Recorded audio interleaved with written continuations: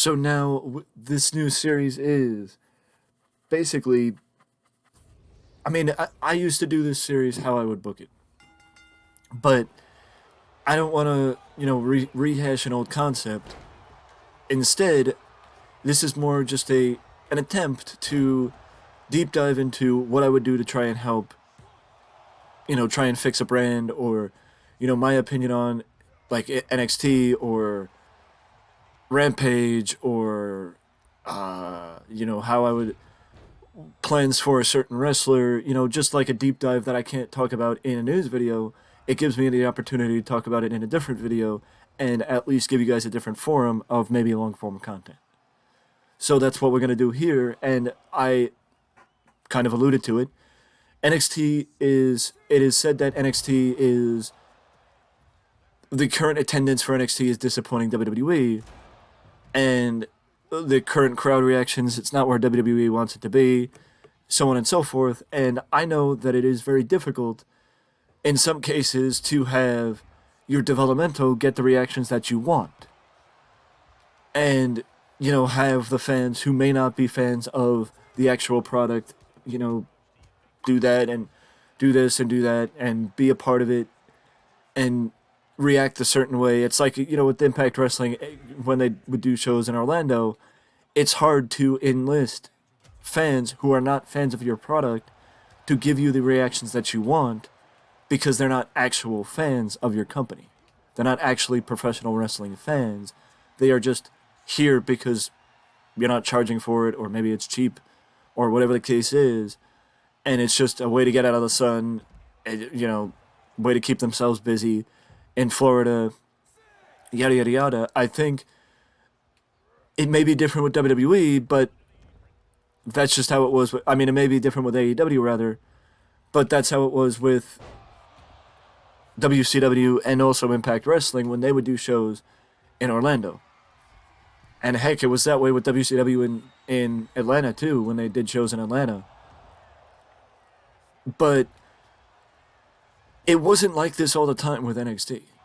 It wasn't always like this with NXT. NXT used to get some of the bigger reactions, and NXT would get, talent in NXT, and the crowds in NXT would be hotter than the main roster.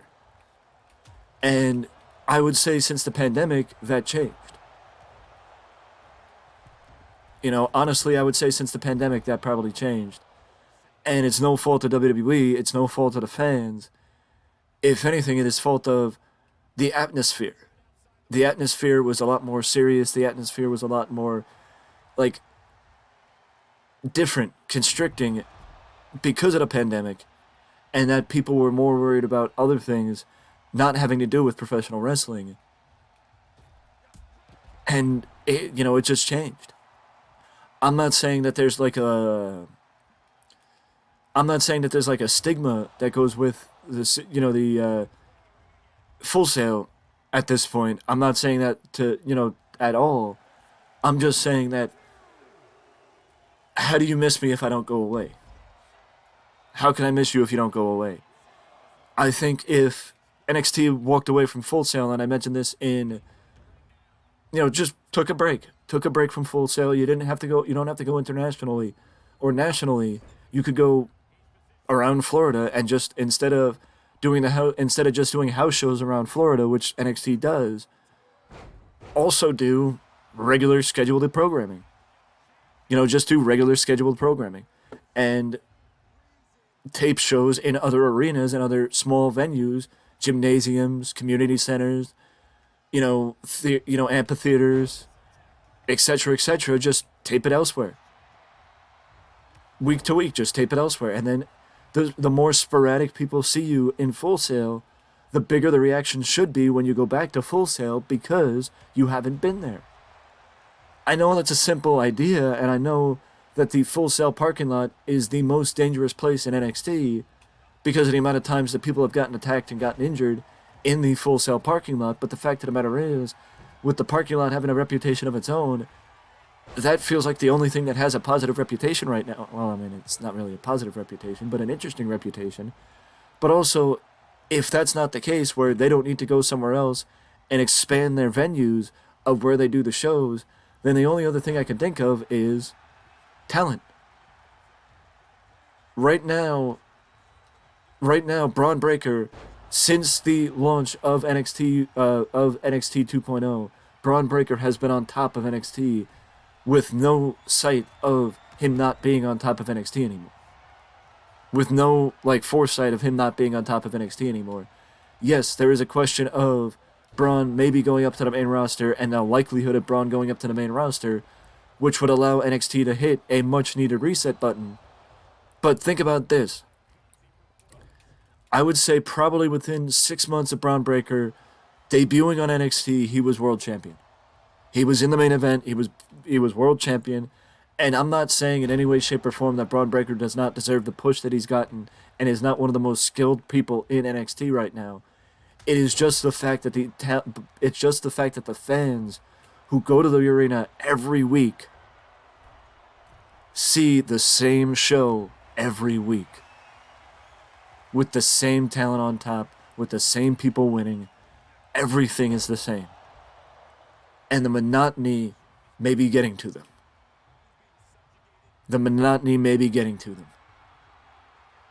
And there's nothing wrong with that. Because it's not a slight on Braun Breaker. It's not a slight on Braun. It's a slight on the fact that he's been on top and no one else has been. That Braun debuted, and within months of him debuting, he was featured in a top feud, and he was on top, penciled in as the top star of the company for years to come, and somebody that they believed in and wanted to invest in. Sort of like Roxanne Perez, but they slowed themselves down with Roxanne Perez now and are taking a smarter approach to ease her back into it. I mean, at least that's what I hope the point is, and that there's not something seriously wrong with Roxanne. Because you never want to see that with any talent, especially somebody as young as Roxanne Perez. But the fact of the matter is, I guess the best way to put it is, what's happening with WWE? What's happening with NXT? What's the next route for NXT? Where do they go from here? Who's next? Carmelo Hayes. Okay. After Carmelo Hayes. Who's next? Roxanne Perez, in my opinion, should not have been the one to dethrone Mandy Rose. I know Roxanne Perez was more than capable and is one of the most skilled people down in NXT. But the fact of the matter is, if she's 21 years old and she has every indication of being a future star, then why do you need to put her in the world title picture right away? Why not ease her into it and take things slow? Why not ease her into it and take things slow? Why force it right out of the gate? Why make it something where it has to be so soon and when she's so young? I understand that you want to bring her up to the main roster, and that's probably the reason why, that you give her the world title reign so quickly, but did you need to?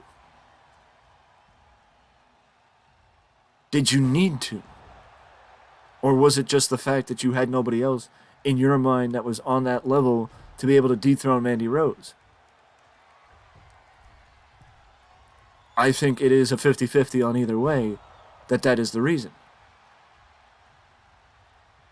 Is it the right reason? No, in my opinion it isn't. Is it a good reason? No, in my opinion it isn't. Is it a reason? Yes. Yes, absolutely it is. Do I think that Roxanne Perez does not deserve to be featured in the main event? No, but you risk, in turn, having Roxanne Perez turn into Braun Breaker. Where there are, I'm sure, people tired of Braun Breaker being in the position that he's in. And that, in my opinion, the one reason why ratings might be low, things may need a change for NXT, is because NXT has not hit the reset button in the last year. And I would say that what happened last December, it left people wondering. They changed plans. It messed things up, unquestionably. It unquestionably messed things up when they released Mandy Rose, because they didn't have a plan to do that. They had more of a plan to keep her as NXT Women's Champion and eventually have her drop the title, not have her drop the title when she did. And that messed things up. And that's on WWE for not having a backup plan. And not thinking about that before they made that decision. But the fact of the matter is, that's my point. It's not that I have a problem with Roxanne Perez. It's that what they were doing with Roxanne before her injury or whatever it is, whatever happened to her, that it is something that they have to keep in mind, that if they book Roxanne similarly to how they did Braun Breaker, they risk Roxanne having the same critics that Braun Breaker did.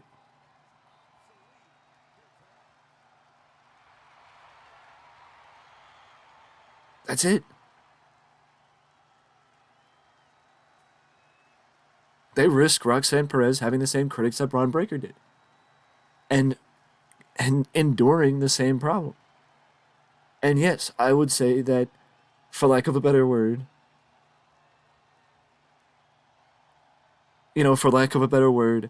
Braun Breaker is...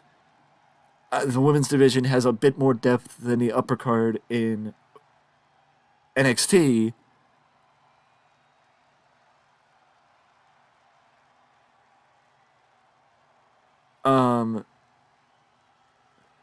Than the upper card in NXT for the men's side, but that doesn't mean that it would be any different.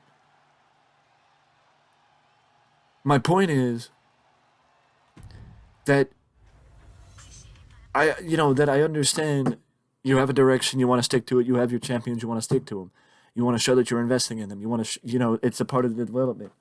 And that there isn't a lot of people that could have dethroned Braun Breaker. I completely agree. But I also think they're disputing the idea of the benefit that veterans have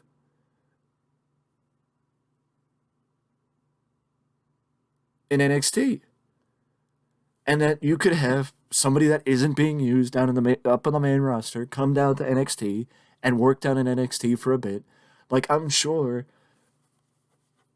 that if it was a different time of year and it wasn't WrestleMania season, that maybe Kofi and Xavier would have spent more time in NXT. That's just my opinion. But the benefits of having main roster talent come down, it far exudes the idea of, it far is more helpful and more circumstantial than not having them come down and just keeping them on the main roster and having them do nothing. Like Jinder Mahal. Jinder Mahal could be a benefit to NXT.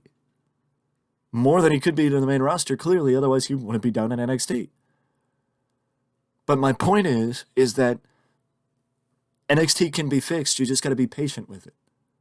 I know they're fearful because of the big pay-per-view coming up and the reactions for the big pay-per-view, but also, I could be wrong, but isn't Stand and Deliver being in Los Angeles?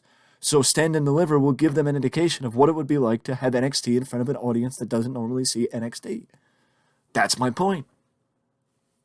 And I'm not saying you got to travel to Los Angeles for every NXT taping. But why can't you tape NXT if you're hosting Raw in one city and then NXT films the next day? Why not just stay in that city with the NXT crew for the next day and film NXT the next day? Why can't you do that? Especially even if it's just once in a while, like a special in a different area. Or if you don't want to do that, do it throughout Florida. You already do house shows in other areas. Why can't you do TV tapings? But my point is, basically, the underlying idea is how I would fix NXT is come up with ideas like I listed in this video and just take my time. It's not going to be fixed overnight. It's not going to change overnight. But if you start showing a different direction, if you start showing a different feel to NXT, then the fans will start recognizing it and the fans will get behind it. But you just need new people up top. You need to hit the refresh button. That's the biggest thing I could say is you need to hit the refresh button because Braun Breaker's been on top for so long. Nearly 2.5 years he's been on top. Somebody new needs to be on top. And hopefully that'll happen soon. But patience is a virtue in fixing this and making the reactions get back to where you want them to be. But also you have to remember, it's your developmental. It may never be where you want it to be.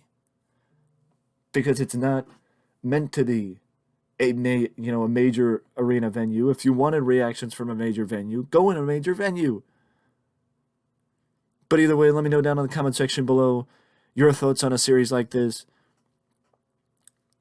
And, your thoughts on a series like this. And if you would like to see more like this, let me know down in the comment section below. I will try and do these on every Sunday if the news is a little laxed. But I may just do them once in a while. We'll see what happens. Either way, let me know down in the comment section below your thoughts on everything I talked about in this video. And if you want to see more videos like this. But I will see you in the next one.